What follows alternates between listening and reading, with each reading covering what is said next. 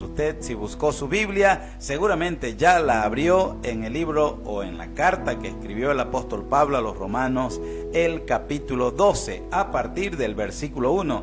Yo creo que sí le podemos comenzar a meditar en este maravilloso texto. Mira lo que escribe el apóstol Pablo, dice: así que, hermanos, os ruego por las misericordias de Dios que presentéis vuestros cuerpos en sacrificio vivo, santo, agradable a Dios, que es vuestro culto racional. Creo que este es uno de los versículos más hermosos que tenemos, no solamente en la carta a los romanos, sino en todo el Nuevo Testamento, porque es un ruego apostólico, es un pedido que hace el apóstol Pablo aquí a los hermanos de Roma, para que ellos, por las misericordias de Dios, dice, presenten sus cuerpos como un sacrificio al Señor, pero un sacrificio vivo. Qué maravilla, ¿verdad? Decirle cuando tenemos la palabra apostólica que nos motiva a ofrecer nuestro cuerpo en sacrificio. La verdad es que no es tan fácil lo que pide, ¿no? Sí. Porque es un sacrificio, y un sacrificio vivo. Eso significa de nosotros.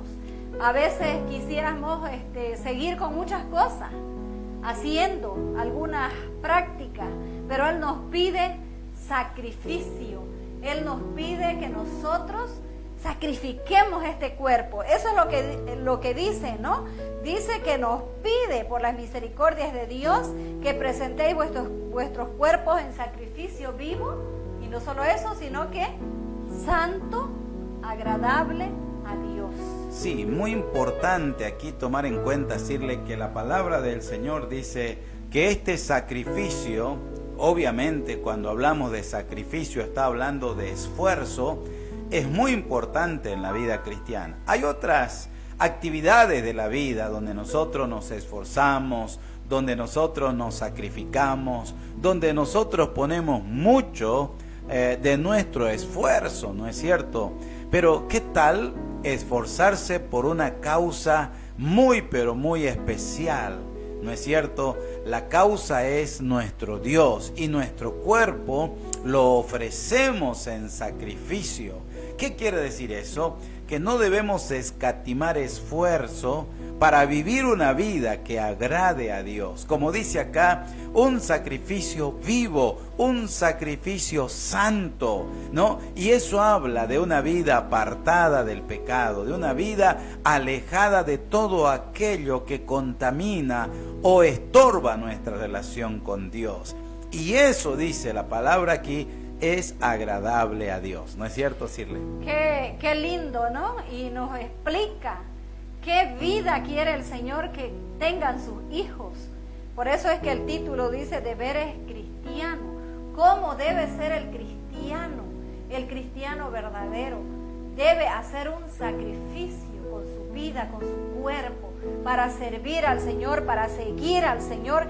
Y dice que si hacemos eso, dejando el pecado, porque muchas veces para muchas personas el pecado, como se dice, les gusta, pero aquí Él nos manda dejar todas esas cosas.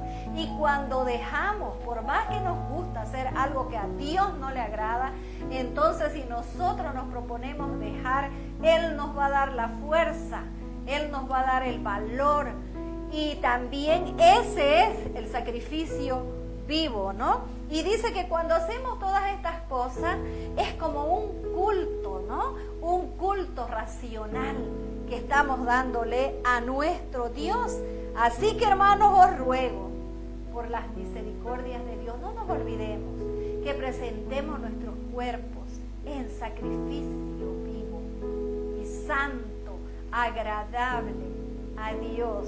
Qué lindo cuando un cristiano deja todo para seguir al Señor. Ha sacrificado quizá cosas que le gustaba hacer, y hablando sencillamente, muchas veces si un cristiano le gusta tanto el fútbol, que a muchas personas nos gusta, ¿no? Pero hay una reunión, hay un culto, entonces ¿qué hacemos? ¿vamos al culto o vamos a la reunión? Una cosa sencilla. Entonces tenemos que dejar las cosas de este mundo y buscar las cosas celestiales. Entonces vamos a la reunión, ¿no? Igual pasa con las mujeres, a veces tienen una novela o tienen una serie, ¿no? Que es precisamente exacto cuando hay algo con la iglesia. Entonces alguna actividad con la iglesia, quizás una horita feliz, reunión de mujeres, pero exactamente es eso y está tan bonita, ¿no? La serie o la novela. Entonces, ¿qué tenemos que hacer? Poner nuestro cuerpo en sacrificio vivo, agradable a Dios. Qué bien, qué bien. Realmente es maravilloso este versículo 1 de este capítulo 12. Y ahora sí, el versículo 2, mira lo que dice: no os conforméis a este siglo. Primeramente, el apóstol Pablo hace aquí una propuesta. ¿Cuál es la propuesta? Presenten sus cuerpos como un sacrificio vivo, santo, agradable a Dios. Pero en segundo lugar dice una prohibición: no os conforméis a este siglo. Y cuando habla de este siglo, se está refiriéndose al mundo, a esta gran corriente que el apóstol Pablo, el apóstol Juan en otros textos de la Biblia también lo menciona, ¿no es cierto? Es una corriente mundana que va en contra de todo lo que es agradable a los ojos de Dios, de todo aquello que es realmente bien visto por Dios. Entonces, cuando dice acá, no os conforméis a este siglo, está diciendo, oiga, mira, si eres cristiano, presenta tu cuerpo presenta tu cuerpo a Dios como un sacrificio, pero no te dejes arrastrar por el pecado. No te dejes arrastrar por el mundo y sus deseos. Yo lo veo así, Sirle. Yo no sé cómo lo ves vos, este versículo 2. Claro, exactamente, ¿no? Se está refiriendo a que no sigamos la corriente de este mundo, ¿no? Porque si no, ¿a dónde nos lleva? Porque dice, no améis al mundo, en otro texto. Ni las cosas que están en el mundo. Que están en el mundo. Entonces nosotros no podemos amar al mundo y al mismo tiempo amar a Dios. Entonces nos manda, no améis al mundo, es lo mismo, no os conforméis a este siglo, ¿no? Sino transformaos. Y este transformaos dice por medio de la renovación de vuestro entendimiento. A mí me encanta la forma como aquí habla el apóstol Pablo, porque no me está pidiendo que yo haga una transformación sin saber por qué, sino dice aquí transformaos por medio de la renovación de vuestro entendimiento. Tenemos que entender qué es la vida cristiana.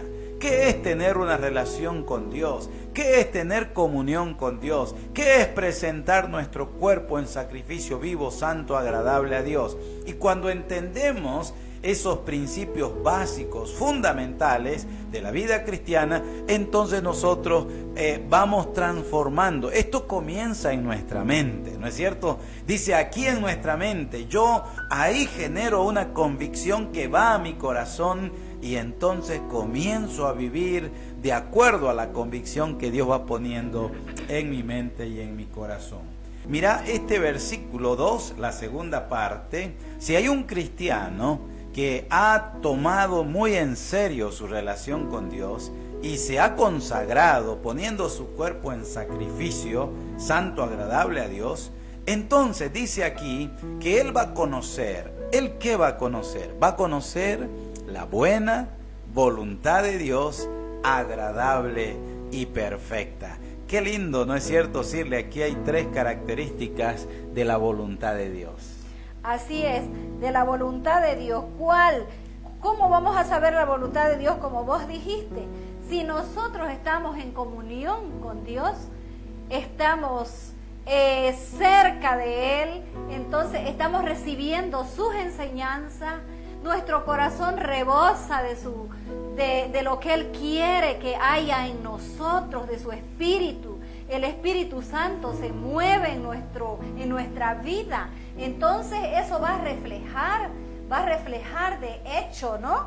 En la vida de los demás y se van a dar cuenta que yo de verdad soy un cristiano, pero verdadero, un cristiano que demuestra que está en la verdadera comunión con el Señor, porque la Biblia dice que el mundo pasa y sus deseos, pero el que hace la voluntad de Dios, que pasa, permanece para siempre.